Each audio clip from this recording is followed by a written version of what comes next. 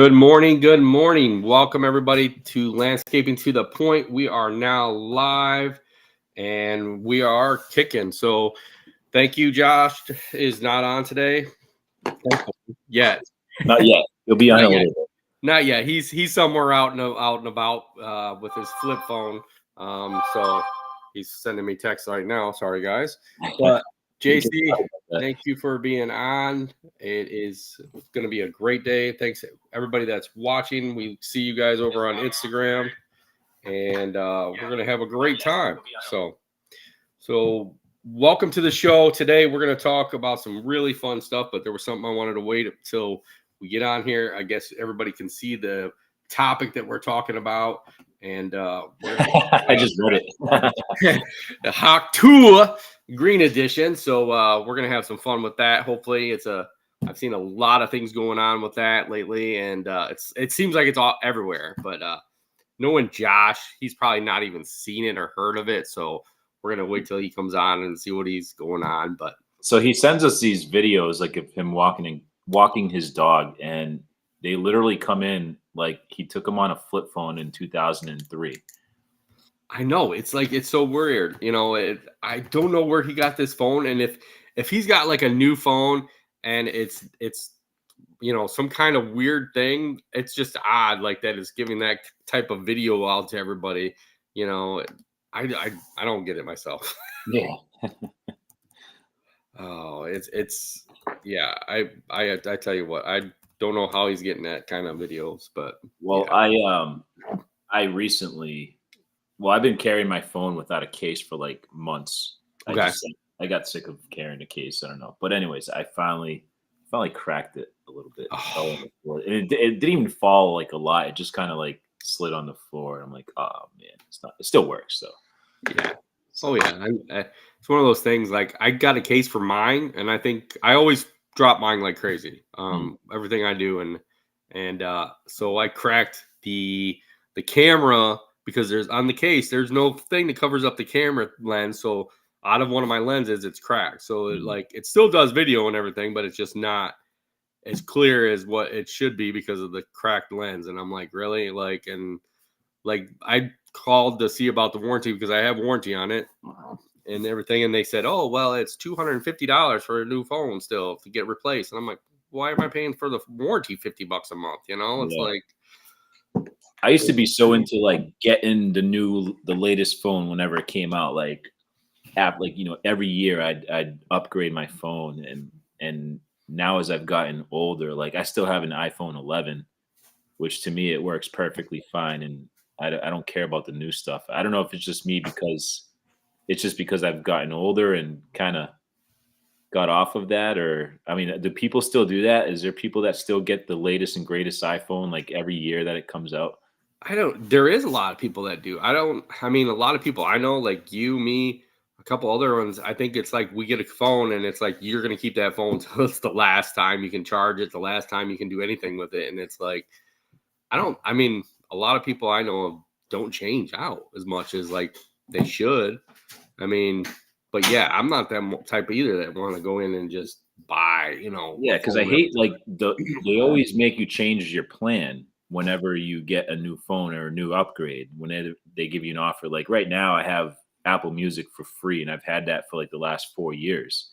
Right. And I know that if I go in and try to get a new phone or try to upgrade to a new phone, they're going to completely change my plan.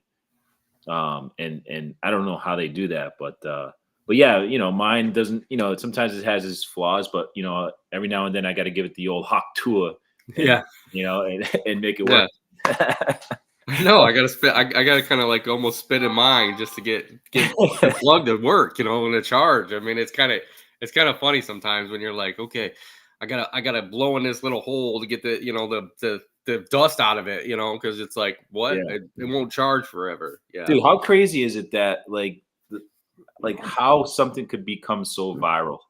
Like, dude, it's just amazing how fast it just went viral, and like the first person who posts that post, what like obviously they're not, they might have a small following, right? So let's say you have like 200 friends and you post a video, and then now like the whole world sees it. Like how does it how did it catch on fire so quick?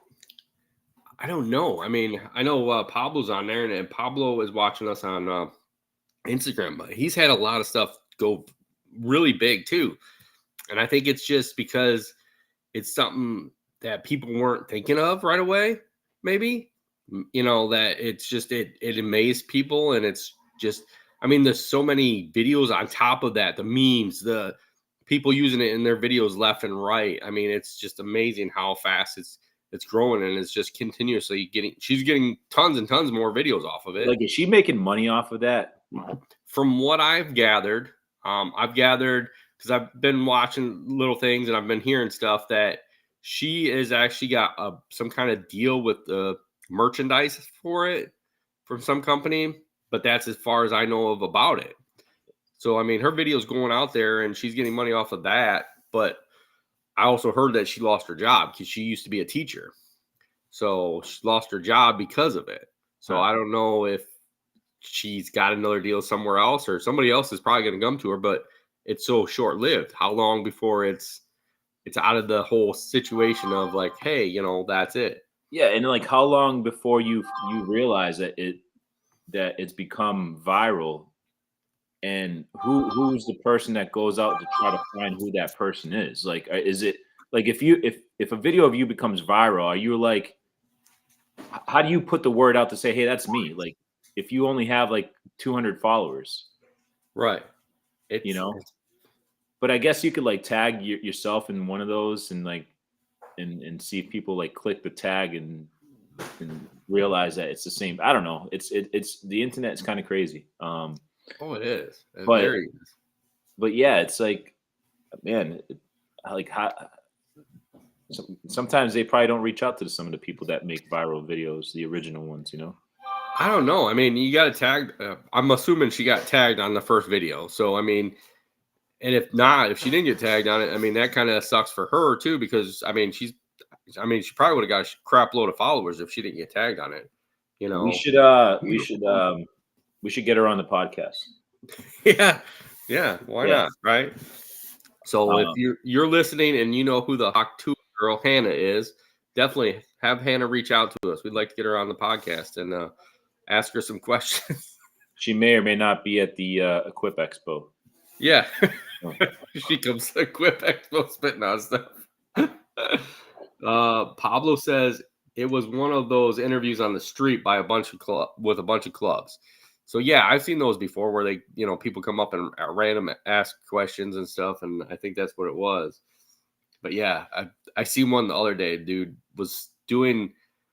He kind of used her in it in one of his videos, and he got like 70,000 views off of it. And he had it to where he was digging a hole, and he was like, "When you get hot, you need to Hawk 2 on it." And then like somebody just took a bucket of water and splashed it on him afterwards after she said it. I was like, really, dude? That's pretty funny as heck.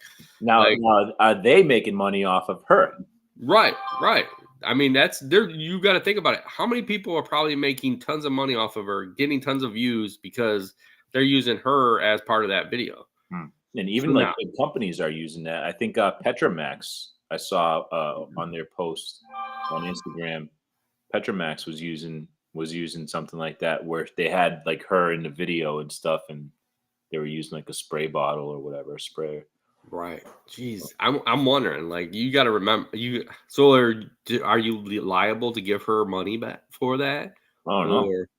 That's the funny thing nowadays. I don't think so, because I think like you're allowed to take videos of people. Right. And yeah, I don't know, man. She had to consent to it. I mean, they probably asked her to consent to make it, a question or something like that. So, I mean, she consented to that first video. So it's now it's like, yeah, it's fair game for everybody. Correct? I don't know. I don't know when it comes to the making monies, but making money off of it. But if you take like a video that you monetize, I don't know. I know anybody can take a video of anybody that they want. Like it's if I take a picture of you, that picture belongs to me, even though it's a picture of you. Right. But and I know a lot of people don't get that concept, but legally, you can't. That you're the photographer is the owner of that picture. Now, as far as disseminating it and making money off of it, I don't really understand that legal aspect portion of it. Proceeds must have to go to that person. But yeah, like if McDonald's uses a video of you and they're making money off of it, then you probably have a case to say like, yeah, McDonald's, you owe me money off the proceeds of the video that you're using of me. Right. I mean, there has to be some kind of way. I mean, if part of the UAG, we consented to them taking videos of us. So I'm assuming like there's got to be something in there, like she signed off on it, so she's pretty much out from any money they make on it originally. I mean, if they make money off of it, but she can make money off it any other way. Josh, would you make money off of her? Yeah. So I was listening backstage, waiting to come in, and it is legal because if they ask her to do an interview and they have it on video that they asked her, they don't have written permission, but they have verbal permission and they have it recorded. I think what's going to happen is she's going to copyright the saying or whatever she does, or put a cease and desist on herself, on her face, and then she'll be able to collect like royalties and stuff. But that's kind of hard, man, because like you guys are saying, it's like how many people have turned into a memes and didn't make money specifically off the memes, but got some sort of like sponsorship. Like that girl's going to have sponsorships galore. Dude, look at the girl. I don't know if you guys watch hockey. There was a girl at the Oilers game with the Stanley Cup that flashed the crowd. She got a contract with Playboy. Wow. You know what I mean? So, like, you're not going to tell me, like, that girl is kind of funny with, like, the punchlines. I'm sure they'll do something. And she'll have, like, 15 minutes of fame. Hopefully she gets a good band off it or something. You know what I mean? She makes a token, but who knows? Right.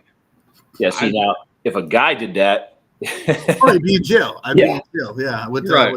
I'd be a registered sex offender by the time I'm done. Yeah, and that was actually a debate where it was like you reward this woman for essentially like sexual profanity, and like if a guy with his dick out and was like, "Hey, look," like he'd be jumped by 50 guys and like Salem witch trial all over again. I mean, I wouldn't jump on a dude that has his thing out. Depends on the day of the week. Normal, yeah. Pablo says, I believe it went big when someone did a template on CapCut. Yeah, I think it did. I mean, it went big all over the place. I think just right off the bat, it went huge. Give Pablo the link. Get him on here. I know. Pablo, you need to get on, dude. Red Rock Maintenance says she should be a millionaire after all the exposure. I think so. I mean, she should I think she's going to make a chunk of change off this, man. I really am. Like I saw some link that she was being picked up by a management company, and that's what I mean. So the management company will probably like to big influencers or streamers or whatnot will probably send like cease and desist letters, unless there's some sort of royalty paid out on it. So I mean, right. But how long will it last? That's the thing. That'll burn out. That shit'll fizzle out in like a month. Anything. Then she'll go by the time everything's all said and done, and it's she's got some money starting to come in, and it's like, oh, boom, it's gone. It's off the Instagram, it's off everybody using it, and then boom, she's. Think about it. You remember ain't nobody got time for that. Right. The lady was being interviewed with the fire. I was like that last. I mean, that probably went for about a year, and then she's completely gone. Until the next person comes up with a viral video. Yeah. Right. Oh yeah. It's like a one-hit wonder in the music world, Yeah, them don't last that long. It's on the computer. So, what's going on with you, Josh? You had to walk your dog. What's up with your phone? We want to know why you got a flip phone from the 80s still. I thought it was the 2000s. That's what Jensen was saying. The 80s were the big ass, the VCRs, right? Yeah. The Zappos phones. I like flip phones. I'm off the grid. I'm a doomsday baby, so that way I can't be tracked by the man. I can snap that bitch in half. He has one of those elderly jitterbugs. Yeah. With the big buttons.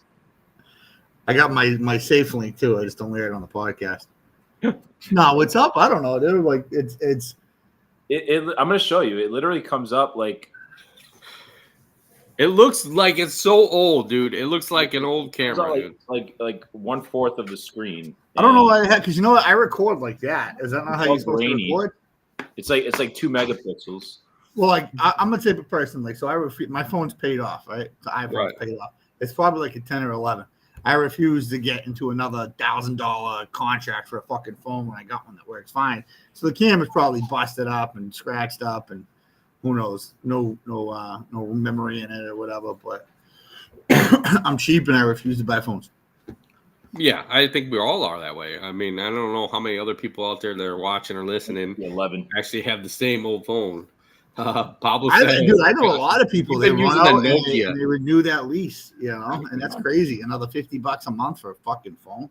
It's more than that, dude. I mean, if you think about it, you're just nonstop paying for it. Yeah. And like I was telling JC, it's like I just use it till I can't use it no more. Just till it's about ready to fall apart or something, like, and it's not upgrading or whatever. So then you hawk to it. Yeah. Just keep going. Fix that thing up. That's just gonna go out forever, probably. Any of you guys do that with your mowers? Oh, you hold on to that last bit of mowing power. Yes, I do. I think I just got rid of one. Actually, one of my buddies took off of it, but it was just that I kept it till the last bit of energy it had left in the motor, and the motor took off and shot through it, and it was like, okay, yep. But he took it, and he's gonna put a new motor on it, and it's like I had it for years. It's like one of those things that you keep the mowers around and just keep putting money into them, because think about it, a payment for a mower is. I think I just looked at a new one because I'm looking to get a new one, and Josh would attest to it. But man, payments are like $200, $300, $400 a month, like anymore. It's like, what? Like, come on. Like, I feel like for me personally, I see the difference in that, right? A phone versus like a mower. Like a mower is making you money, right? And you can easily have the argument, like new shit breaks down. It does. I got brand new skid steers that broke down in the middle of a snowstorm, and nothing I could do about it. They're electronic. But on a mower, it is nice the peace of mind where, like, and listen, I still have older mowers. I started with like a 1989 Snapper Pro, so it's like, it's the peace of mind knowing that you're going to go out and do 10, 15 lawns a day, and that mower's going to start every single time. And you're not going to have the issues you would have with an older mower. If you have the means for it. And I hear you say sometimes it's like, all right, you could take that $200-$300 a month and throw that towards a mortgage payment, or throw it into a retirement fund, or just save it for a vacation. So, I see that up and down. Whereas the phone and even a car, I drive a 2006 or 2007 for my own personal car. I don't want to have a lease for something that depreciates and it's not making me money. But my trucks and my equipment and my company, I don't mind spending money on. I still buy used shit. I'll buy a piece of shit and try to fix it up. Okay, so going on that, would you buy a used crap truck over a brand new one? I mean, I don't know about a crap truck. I'd buy a used truck. Yeah. Well, yeah. Let's say one that's it's in good, kind of decent shape. Has a lot. Let's say it has 150,000 miles, but Absolutely. It's Absolutely. Got good tires, good everything else. Absolutely. I have no problem doing it. And I would expect it whenever I buy something used. I expect it. I'm like, so if it's $10,000, I'm looking at it as it's going to cost me probably $16,000 over the course of 3 years, with repairs, brakes, exhaust, shit like that. And I price that against a brand new one where you might have a breakdown that's under warranty and not as much. So I have to weigh my options. Like, obviously during the 3 years of COVID, the used truck market was insane. Like, the price of the used truck was almost touching a new one because there weren't many new trucks. But I think now that the economy is coming to a halt with the election year and just the cost of living and everything, I think that you're going to start seeing new truck prices come down in the used market. You can already see the used markets coming down. Those guys that have a 98, K1500 for $30,000 listed, they're going to realize it's a $3,000 truck. Right.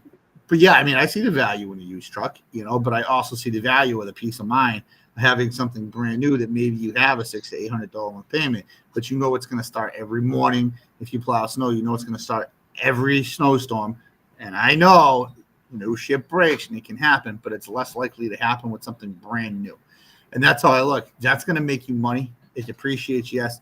But, you know, you're spending money on a 60, let's call it a $40,000 to $60,000 brand new truck. As long as you are running your numbers right and, you know, you're watching what's spent on that truck, that's going to make you money. Even at a higher interest rate, it's going to make you money. Right. But a used truck can make you the same thing. Listen, when I started out, most of my trucks were OBS body Fords, you know, 250s and 350s, 7.3s, and the 5.8s that I was buying for no more than $3,000 a piece. And they were shit boxes, but they got the job done. They plowed for me. I wouldn't do what I'm doing now with those trucks plowing.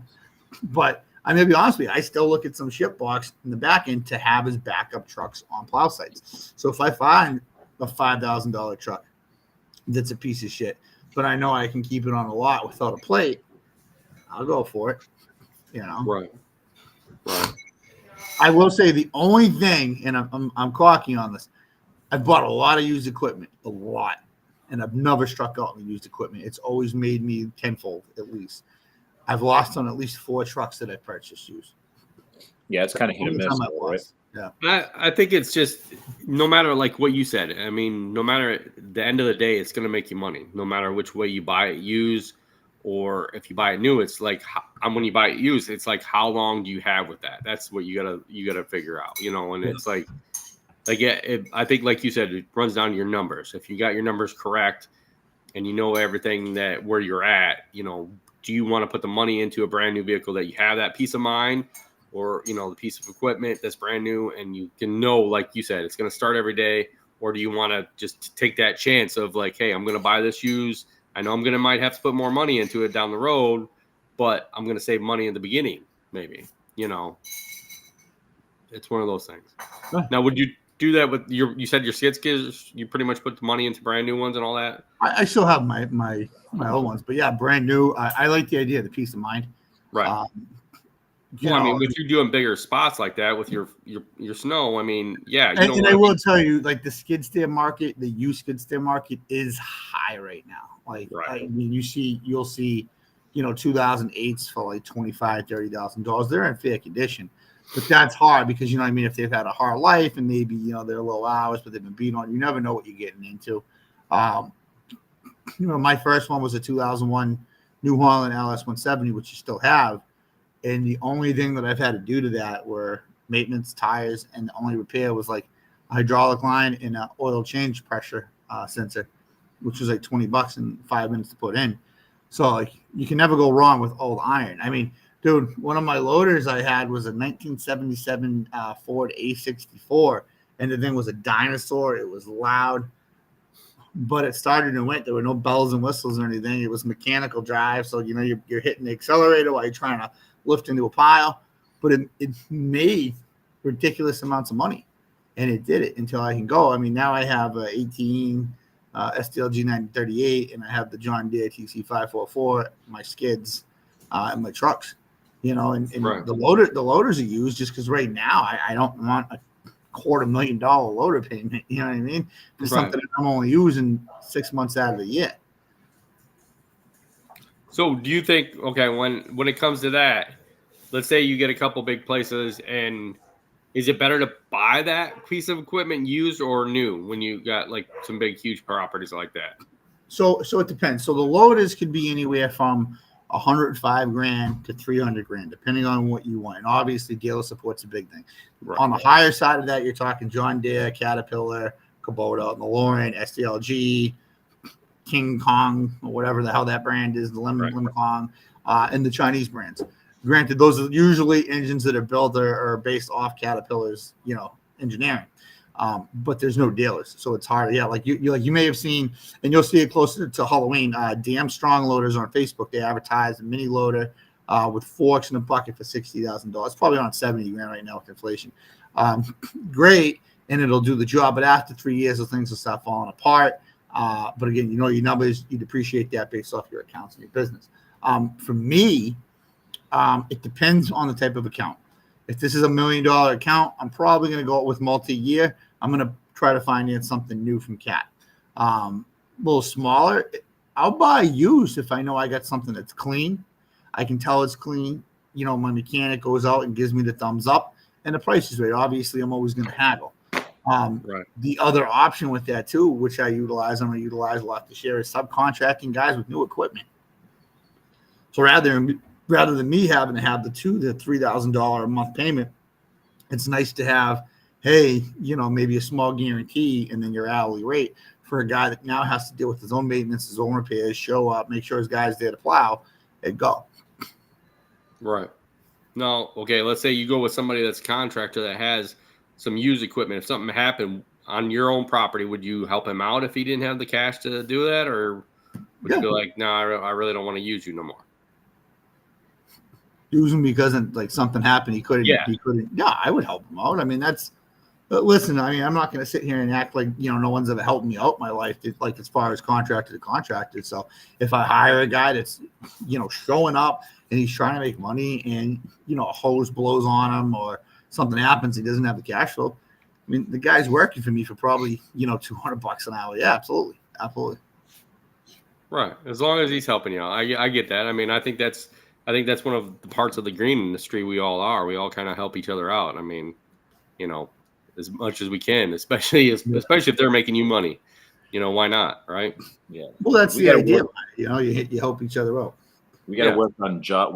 This is my goal for 2024 is to get Josh a viral video. Yeah. I mean, we can't do it on his 2 megapixel flip phone, but we're gonna have to get a new phone. You're gonna have to upgrade, Josh. Sorry. That ain't happening. That ain't happening. I mean, your videos when they come on, Instagram and that are pretty good. I mean, it's just your videos when you send them to us, suck. I don't know. I honestly don't know why. All I did was record that, and on my phone, it looks fine. I don't know when you sent it to us, dude. I'm like, where is this phone? Because this is not the phone he shoots his videos on. It's like YouTube's very first video when we see it. Like the first video that was ever uploaded on YouTube. That's the format that Josh sends us videos. It's like a 1980s MTV video. That's what it is. Yeah. Like it's funny as far as even photography. Sometimes I suck with the photography, but I go through these spurts of creativity, artistic creativity. And if you go to Instagram and you look up sneak_Tuesdays, right. All my photography from over the years is there with basically all just taken off this phone, and you wouldn't believe that I did it. That's the funny thing. And then you get the video like that, or you get, what my wife loves is I'll take the picture and you have one of these while I'm taking the picture, the finger over the fucking. Yeah.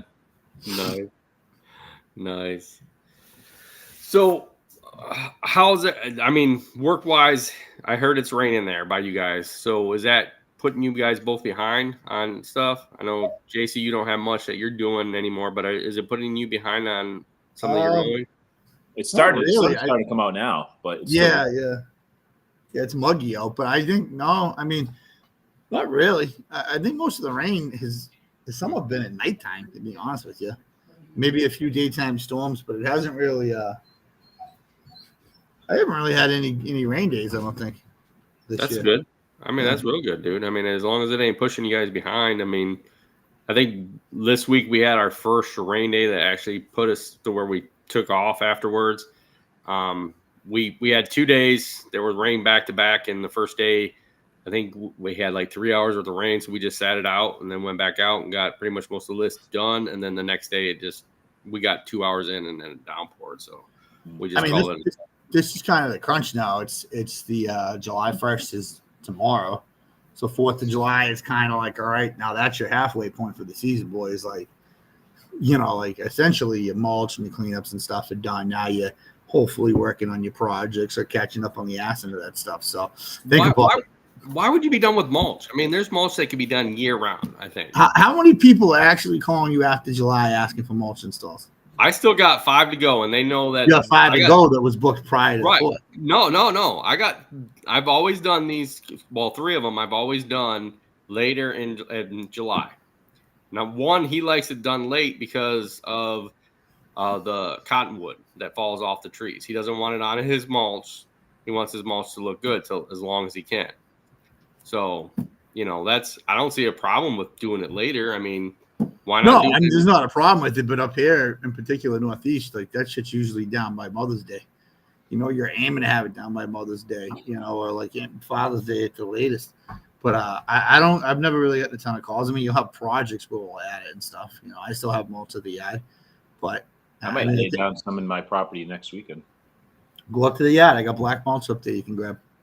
Yeah. I got free mulch. You just got to come all the way here, JC. I won't charge you for it. You're going to have a long trip, you know. You want to know something crazy? Think about it. 3 months, 12 weeks. You're going into winter mode. You're going into snow mode. That's fucking crazy. Why would you say that? Seriously. Like, because I have to. I'm a snow contractor. Like I know. This is the time of year. Like right now, I'm getting out of landscape mode. Like I'm still in it, obviously, but like 50% of me is already in snow mode. Where like I'm starting to budget and plan and call who, you know, pricing my edges, pricing my contractors, trying to get RFPs out. Still trying to get paid from some snow from last year before I renew some certain people, but right. Yeah, this is the time of year for me with on the commercial industrial stuff. I got to start hitting the ground. Wow. So okay, now don't you feel like isn't it hard to figure out your pricing on salt and that right now? I mean, it's July. Yes and no. So this year was actually a little bit easier because I called a couple of vendors direct. So the trucking companies direct from the port, and I already got my pricing and my trucking, my freight and everything. So that wasn't too bad. And usually I'm kind of loose with that price just in case it changes last minute. When I was doing more middleman stuff, it was hard because they didn't know. They were calling, they were waiting to see like out of 12 vendors who was going to be the cheapest and go that way. So I said, you know, fuck it. Same thing with the mulch, to just go direct. You know, I mean, I still buy from my middleman, you know, just to keep that relationship alive. And obviously I support small business. So I'll still do, you know, small margin of salt there. But no, for the most part, I've got my number set with salt. And obviously I have a little bit of a buffer there to protect me just in case. Nice. So Travis Cummings in Orlando says that they're getting rain every day right now and that they cut 11 months out of the year. How do you feel about that? I mean, would you rather go Florida or would you rather stay up in where you're at in Massachusetts and do snow? I'm just gonna go Florida.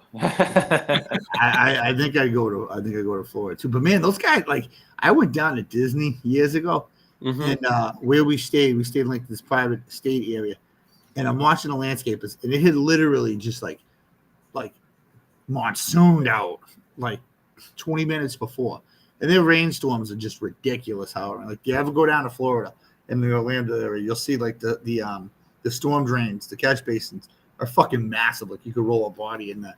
Right. And these guys were out literally like 10 minutes after I'm mowing like it was nothing. And the guys up here would be crying, you know, after like a little tinkle. And like these guys literally just went muggy as hell, like lizards crawling around and shit. So like, I don't know. I mean, I'd rather be in the warmth, but I don't know, man. Those guys rough it out.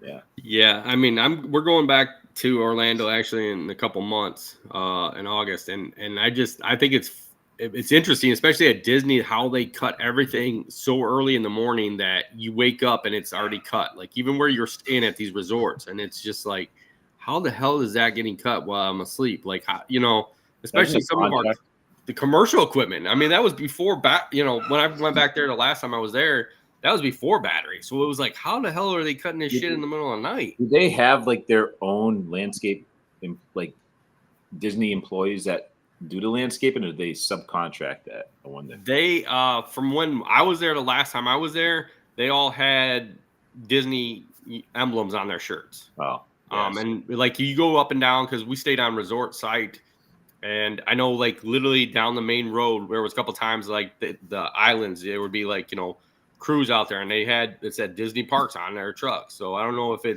subcontracted out or they must own it. They must. Yeah, I mean, they got a lot of property down there. I mean why not? I'd imagine it'd have to be cheaper to do it in-house in the quality control, because if you're subbing it out to get a contractor that's going to devote that many resources to that park, it'd be full time, and you'd be well over a couple $1 million taking care of that. Whereas if they were to do it in house, they control the quality control, they have the people, and they appreciate the equipment themselves, better than getting a lowest bidder type deal, and the guy doesn't show up or does a hack job. Right. I mean, well, you think about it, like they got what, 5 parks down there, and I think there's like 11 resorts that they're going to maintain. So I mean, that's a lot there. Why, like you said, to have one contractor trying to maintain all that, I mean, that's a lot to do. Plus they maintain. I would wonder if like the immediate amusement park landscape areas are done by in-house, and then like maybe like the outskirts, like the train terminals, are done probably by like a subcontractor or something. So stuff not as close to the park would be done by them. You would think. I mean, you would definitely think. I mean, it's just very interesting how it's all ran down there. It's like, look, even on commercial stuff up here with snow, I never understood why some of the management companies just don't buy their own equipment and do it themselves. It's fucking cheaper, and then just bill it to the property owner. Right. I mean, some of it's thinning the liability, but at the same time, it's like, hey, someone's going to take the hit. Why not? Right. I see that. I mean, there was one company up here that was a maintenance company that owned a lot of properties, and they actually tried to do that in house and they couldn't maintain it and get it just right. So they ended up turning around and sending it back out to contractors. And I think it was just because they didn't have the right people in house that wanted to do it. And it comes down to that. That's where it sometimes can be an issue if you don't hire somebody that has the experience to run it, and that's, they tried and they put a lot of money into equipment. I'll tell you that much. They put a lot of money into equipment to get to that point. And when it came down to at the first year, they were like, no, we're not going to continue this. You're definitely talking multi-million dollar investment to do it in house. Yeah. Travis Cummings says they do contract the roadway. So they do contract the company to do the roadways, but they do everything in-house. So yeah, dude, that's just amazing. I mean, I've seen videos where they go into the parks and change out the plants overnight, and it's just amazing how quick they do it. How do you guys feel about selling their contracts? About people selling their contracts, like when they go to sell things?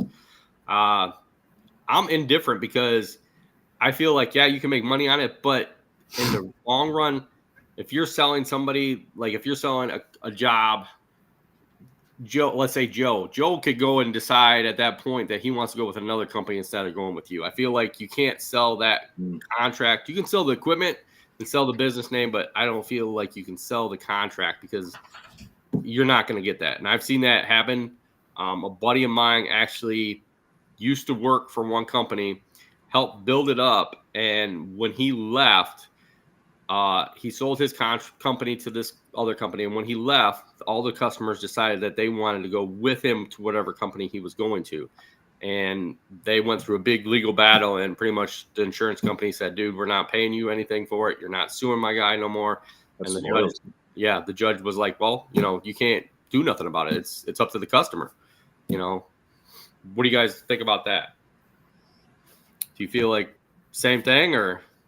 It depends. I mean, I would try to look at it from a customer's perspective, like just like you said. Like I'd want to know, if I hired somebody for years and I know it's the same person coming there, same company coming over and doing it, even though they might have sold the business and kept the name, like there's still you still have to reestablish communication, because there are certain things that the old business owner knew about that particular property and stuff, and now you get new guys on your property doing work, and maybe it's easy, I don't know, but me being the homeowner, I'd probably want to be more selective as to who, or try them out, and then if I want to decide to change. But I mean, do you have to, you guys know better than I do you have to renew the contract with the customer, or is that contract still valid from the old owner to the new one?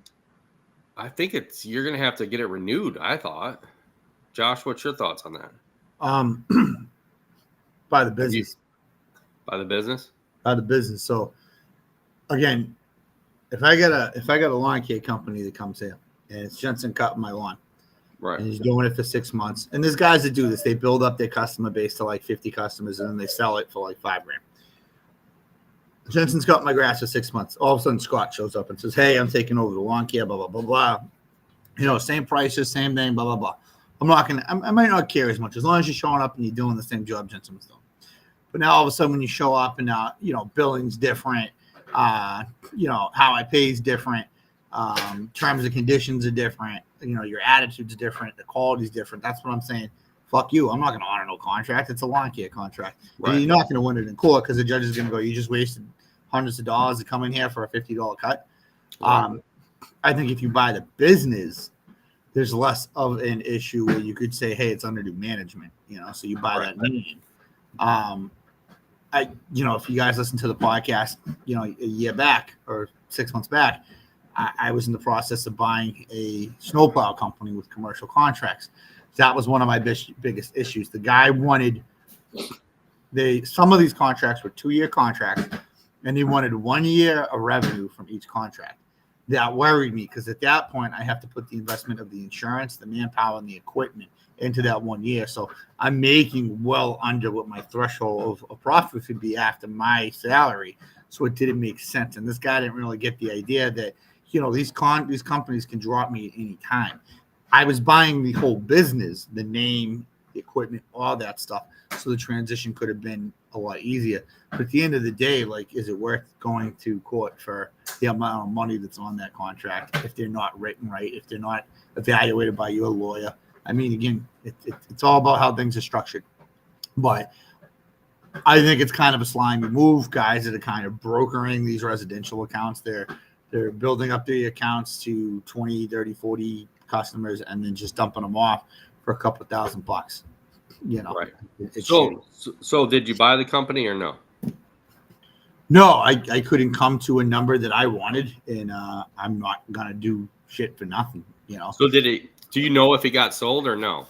No, we still go back and forth, and it's kind of on pause now because we went into landscape season. I think we had a decent conversation. It was a civil negotiation. I think he saw where I was coming from. I just couldn't fathom the numbers he was looking at, where it was essentially 50% revenue, where I was coming in more or less. I would do 10% of the value of the contracts. And then I could possibly give you another 5 on the back end based on what they've done. And, you know, I even kind of restructured. I gave an option to restructure where, you know, we could go up to 20% and then possibly do another percentage if they renew the contracts after that time and if they agreed. Now, the purchase and sale wouldn't be final until we went around and these contracts were renewed under new management. Hey, all right. Everybody's dog's doing this today, so it's all right. Yeah, he spooked himself. So anyway, everything, obviously the cost of the contract was based off the value of the accounts. So if someone drops off, I'm not paying for that. Now, right. Hey, knock it off. They got the viewers got the best of the Boston accent. Hey, knock it off. Knock it off. You dang dog. Why you do that? I can't steal. See, I'm Northern. I'm sorry. I can't talk that Boston. See, it sucks. Like, I can't even fake a Boston accent. I'm not, but sometimes it comes out of me naturally. I don't know. You have it. But anyway, so again, what would suck is that, you know, he doesn't want you talking about it. Go Hawk 2 on him. Yeah. Maybe he'll shut it. Fucking dog kid. Yeah, you dog. Yeah. Just stop it. Yeah. Bring him on the yard. Quit barking. Put him on the yard. Yeah. Go fuck yourselves. So anyway, what I'm saying, if you shut the fuck up for 2 seconds, you do want to make sure that those customers understand that it is changing management or ownership. Get the renewal. Usually you'll have most of them come back to you for the year, as long as it's not malicious on your part, like you didn't service the account. Like that would be one disclaimer I would put, where I have no problem backing that cost out Right. backing that account out of the contract. If they just drop you because they're like, I hired Jensen, I'm going to pick my own contractor. I'm not going to be given a contractor. Like if you don't show up, you don't cut the grass good, the quality shit, your billing's bad, that's on you. You know, it's more of like a malicious way to do it. But I don't know. Is it status quo though? Like let's say you bought that snowplowing business, right? And it's your first week going to that new property. Like you let them know under new management or whatever, but do you give them the option to opt out or stay with you, or do you just let them figure that out themselves? For me personally, I need to know that they're renewing their contract with me. Like, so the guy that I was buying it from was pretty good with the contracts and the agreements and how he wrote them up and how things were locked in. It was more or less like a lot of those contracts were 2-year contracts, but they were on the last year. That was my problem. So if I'm paying this guy 50% of the value of the contract, I'm paying you for something that I'm not even making money off next year. You're not guaranteed to have that business. Yeah. And that's my problem, where it's like, all right, I think I forget the numbers. I think I had thrown you guys some numbers around, but I forget the numbers of just the contracts. But it was for what I wanted to pay from, it was worth it. At the end of the day, after everything was paid, my salary, after that first year, we would probably be between 8 and 10% profit. That's after every single thing's paid, which isn't bad. For something I'm purchasing. Now, if they renew after that, now that profit margin is peaking up a little bit each year. We're learning them. We already have contracts, big contracts in those areas. But again, where the margin is so slim, it doesn't leave much room for error, especially on brand new accounts where my guys have to learn. The one thing that I was negotiating in that contract is that owner had to train my men, not me training my men. He had to train my men based off the contract he wrote up, how things were done. So he'd have to include that in his contract or his purchase price with me that time it took. Because that's not just a one and done. That's going out and showing them the properties, how he agreed to have them done with the PMs, and also coming out during a storm with me and making sure that they're done up to the par of their customers.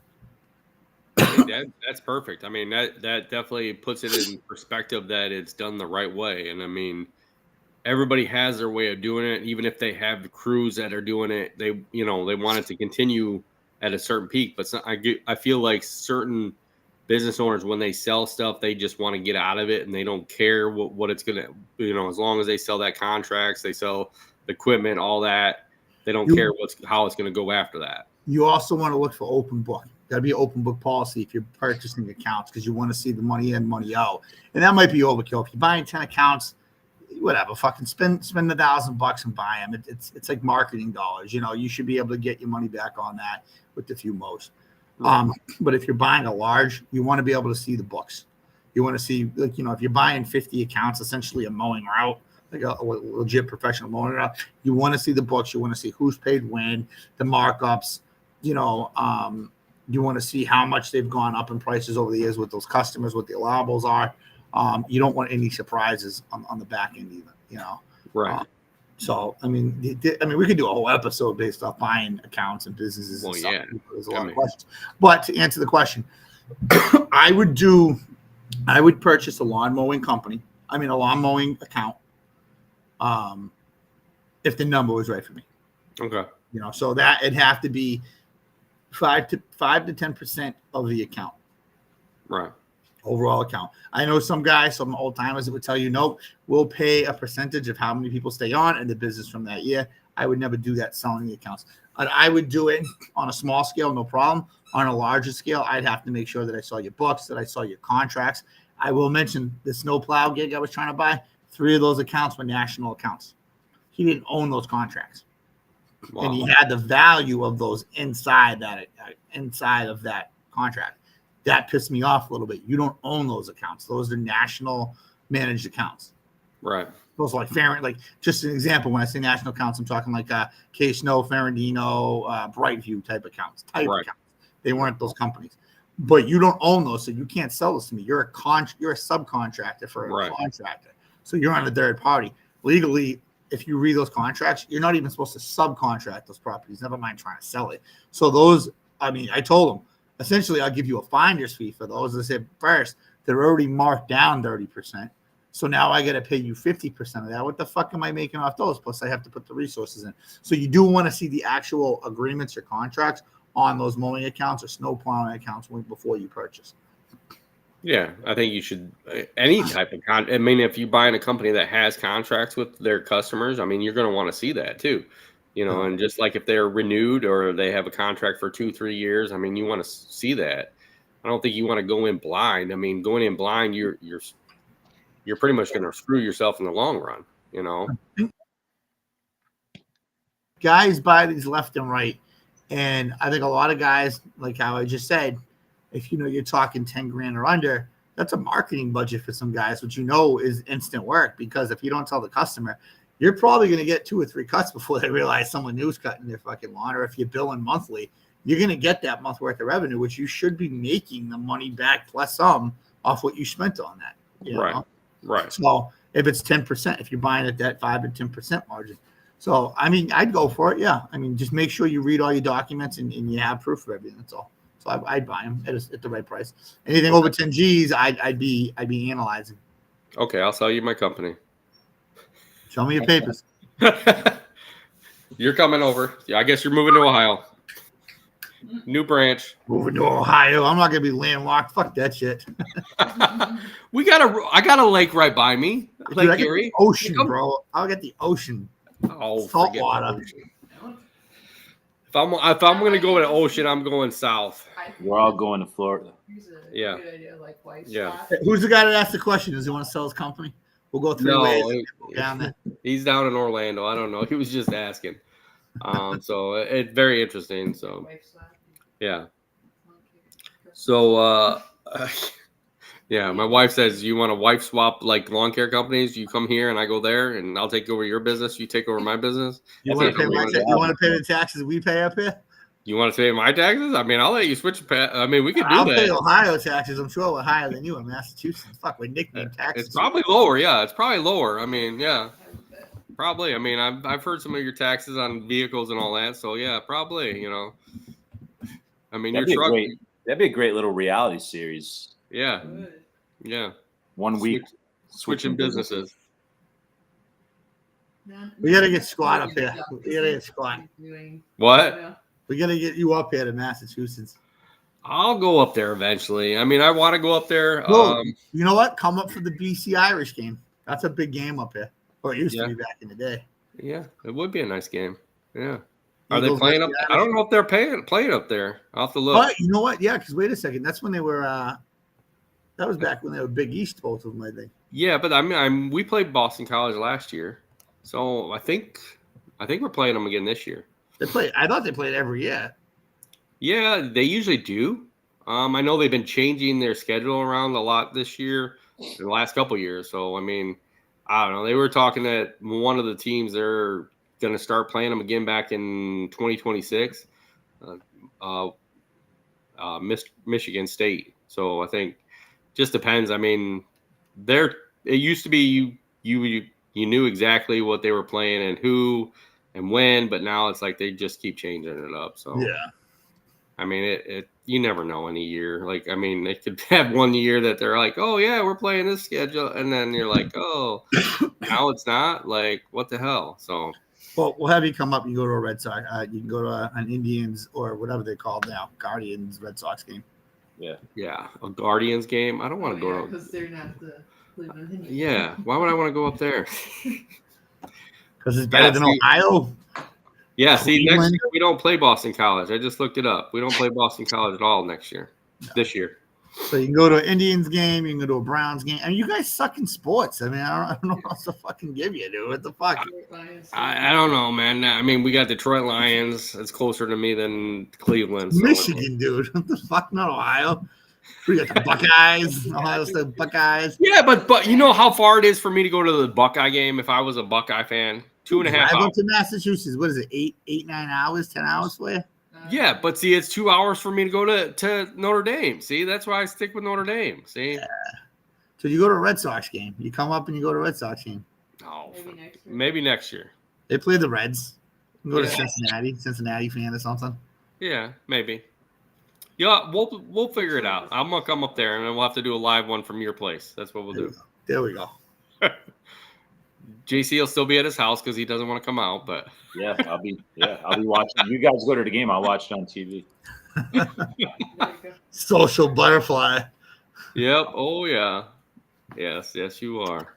Well, this was a great episode, guys. Thank you all for watching and listening, and keep watching us on Spotify, and keep listening to us. Keep watching us here. I don't know why I said watching us on Spotify.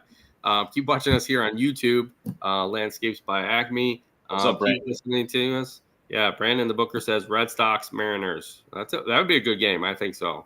I think Red Sox would probably lose, but let's. This year, yeah, the Mariners are actually kicking ass this year. So yeah, I think that would be definitely a game to see. Yeah, but thank you guys for listening to us. Thank you, Josh and JC, for being on. Thanks, Josh, for sharing your Nokia phone and your information. Yeah, go every hot time I sneeze now, I'm gonna do that. I'm gonna go. Good. Oh yeah, that would be very interesting. Thanks to our sponsor, Cujo. Thank you everybody for listening and watching, and have a